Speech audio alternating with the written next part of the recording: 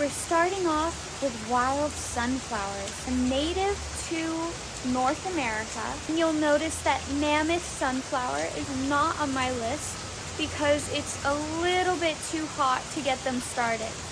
Those should be around springtime. My favorite thing about sunflowers, they take out toxins from the earth. Unlike the giant mammoth sunflowers, these have multiple heads, so multiple flowers per seed. It kind of grows more like a bush rather than a lone sunflower like the ones out in my garden right now, which I would be out there, but as you can see, it's rainy. I tried to film this under an umbrella, but it didn't really work out. Now, I live in a climate that is quite hot, especially in summer. July, we're looking at the lows are kind of 70, highs maybe 90s, 80s. It's also pretty wet climate. People classify it as subtropical, but really that stuff doesn't matter too much. I kind of look more so at the temperatures, and then because I live in a more humid climate, I'll try to get disease-resistant plants if I can. Next up on the list is carrots, and I grow the new Carota variety. I'm still figuring out carrots. I hear they're really hard. I think I just need to consistently water them more, and I'm also just looking forward to not having a summer crop. So these next few carrots that I'll be planting in August, September, October, I'm looking forward to those, especially because carrots get sweeter when it's cold outside. So if you're growing them in the summer, you will want to get a heat-tolerant variety of carrot.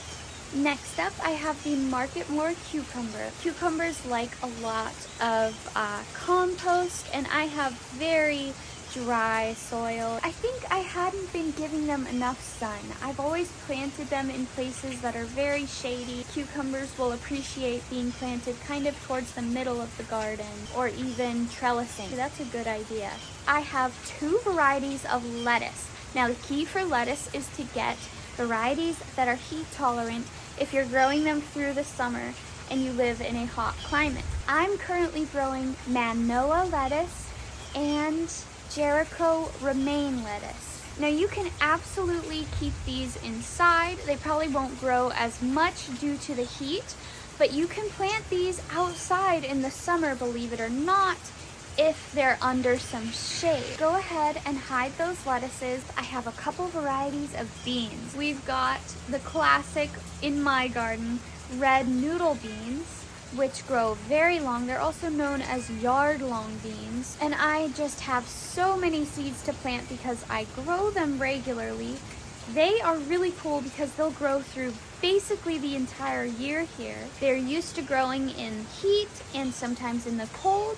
So they're a great bet, and they're a big bang for your buck because they grow so long and huge. A lot of people eat them when they're not mature, so when they're very young and you can't really see the beans, it's smaller than the size of a pencil. People will take it and fry it up. I just don't like bean pods that much. I don't like pea pods. I wait for them to get older, or I pick them when they're a little past that frying up stage and take out the beans anyway and save them even if they're small. I'm also trying a new variety of bean called Painted Pony, and they look so pretty. It does really look like a white pony with brown spots on it. It is a bush variety, so the red noodle beans vine. They get very long and it's good to trellis them, but the Painted Pony variety is a bush bean, meaning it shouldn't really need much support to grow, which I'm really looking forward to. It's just such a beautiful bean. I'm like, how could I not grow it? Next up is Florida Giant Watermelon. I also have another variety that I'm not planting in July because it likes the coolness just a little bit more, but the Florida Giant variety can withstand the heat. Like the name suggests, they are supposed to get very big, and I have one growing right now that has a little melon on it. I have them trellised up right now, but I think in the future I'm gonna try growing them on the ground and see what happens. A couple different varieties of tomato that I am starting now.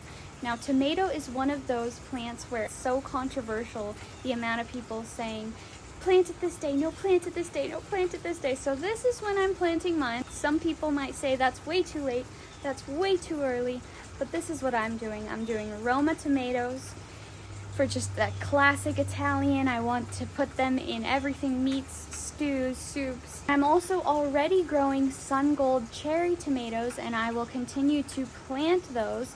Yes, grow new seeds in July. I know it's gonna be crazy hot and they're gonna love it. They will, I promise you. I still have so many outside.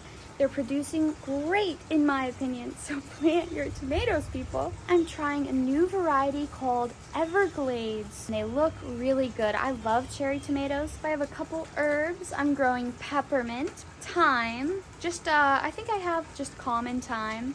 I'm gonna grow rosemary, which I have been growing. I'm also planting more basil. I have a couple small basil plants outside right now growing, but I'll be planting seeds, starting them in this nursery, and then taking them outside. Some people don't like planting their basil when it's this hot, but I plant it where there's a little bit of shade. So I'm planting mine in between other plants right now, like beans, definitely the tomatoes. I might try planting it between watermelon. I bet that would be good because it helps with pest pressure and it's just a good companion plant. I'll be planting more cayenne peppers because they can withstand the heat. I do have some more adult peppers that are, I think, a year old. I've got some poblano and jalapenos that we transplanted outside recently, but apparently it's a little bit too warm for them. So I'm sure you could start them inside the nursery right now, but I have enough, so I'm just gonna focus on the cayenne and start on the poblano and the jalapenos probably next month. Ooh, something great and new I'm planting in the garden, especially by my beans, and I'll tell you why, is bouquet dill. Now, dill is said to attract ladybugs like crazy. They'll lay their larvae on there, they'll make their little home. They love the flowers and the nectar. It brings them in, and they love the whole plant. So I have a lot of aphid problems, especially on my beans, because aphids farm things that have high nitrogen, and beans are nitrogen fixers, so it's just bound to happen. So I'm going to plant dill between my beans to bring in natural ladybugs to hunt them. Bouquet dill is much more compact than mammoth dill. It flowers much earlier. So if you're collecting it for herbs specifically, you would want to use mammoth dill because you want to collect as much of the leaves, which is the dill part that you eat, before it goes to seed. But I actually want it to flower, and the sooner it flowers, the better. Calabaza squash, which is a tropical pumpkin, and it's gonna love this heat. Some people say you can plant it a couple months earlier than July too, and July is the last time you should plant it, and other people say you should wait a few months from now and plant it later. It's debated, so maybe I'll try both. And the last thing on my list is bunching onions, also known as scallions. So they're different than the bulbed onions that you think of when you think onion. They're the tall, skinny ones, and you just chop them up real small and usually use them fresh. Those can withstand more heat. And a lot of people on the internet say, don't plant these in July. That's way too early. They like the colder months. But I saw a lady in Texas planting them out in her garden in the Texas heat in the summer, and they looked wonderful. So I'm gonna try it, and I'll just put them under very partial shade. I'm gonna take you into the garden real quick because when it rains like this and you have something that looks basically ready, but you're just kind of leaving it on the vine because the fresher the food, the better it is. It's good to pick it now because the rain, if it gets a little bit too much water, the insides will expand quicker than the skin, much like humans can do. Tomatoes especially. And beans can do this as well. I've definitely seen it happen with my own beans too, but to a much lesser extent. They can pop open and then they're open to pests, diseases, and you really want to collect that, so let's go. This is that watermelon I was talking about.